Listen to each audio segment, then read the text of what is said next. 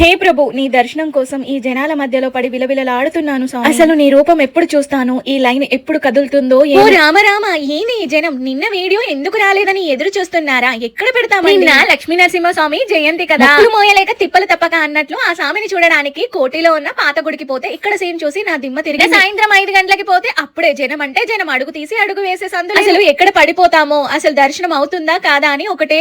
లక్ష్మీ నరసింహ స్వామిని చూడకుండా ఎట్లా పోతాం చెప్పండి? గట్లుంటుంది మళ్ళీ మనతో. అయితే ఒక లైన్ అనుకుని అలా ఇరికిపోయాం, తీరా చూస్తే అది అసలు లైనే కాదు. గంట నిల్చున్నాక తెలిసింది అడకపైన అమ్మ పెట్టదు, వెతకపైన దేవుడు కనిపించడు అన్నట్లు. మళ్ళీ కష్టపడి అసలు లైన్ పట్టుకుని దర్శనం చేసుకుని బయటకు వచ్చేసరికి రాత్రి 10 దాటి. అప్పటికి కూడా ఆ లక్ష్మీ నరసింహ స్వామి గుడిలో అంతమంది జనాలు. అట్లుంటుంది మరి మన లక్ష్మీ నరసింహ స్వామితోని. ఆయన దర్శనం కోసం ఎన్ని గంటలైనా ఎంతటి రద్దీ అయినా సరే ఆగి తీరాల్సిందే. పొద్దుటి నుంచి పచ్చి గంగ కూడా ముట్టకుండా ఉపవాసం ఉన్నామా బాబోయ్, కాలు గుంజుతున్నాయి, కడుపులో ఎలుకలు పరిగెత్తుతున్నాయి. లోకి వచ్చేటప్పుడు పులిహోర పెడుతుంటే అయిపోయాక తిందాంలే అనుకున్నా, తీరా బయటకు వచ్చేసరికి అక్కడ గిన్నెలు కాలి. మనసులో చిన్న బాధ వేసింది, పొద్దు నుంచి ఆకలితో ఉన్నాం కదా అని. కానీ స్వామి ఉట్టి చేతులతో పంపిస్తాడా? లేదు కదా. అక్కడి నుంచి వచ్చిందో ఏమో, సరిగా మా కోసమే కొంచెం పులిహోర దొరికింది. పులిహోర కొంచెం తింటే ప్రాణం లేచి వచ్చినట్లయింది, ఏదో తెలియని శక్తి వచ్చింది ఒంట్లో. ఈ వీడియో మీకు నచ్చితే గట్లనే ఒక లైక్ కొట్టండి, అట్లనే సబ్స్క్రైబ్ కూడా చేసుకోండి ప్లీజ్.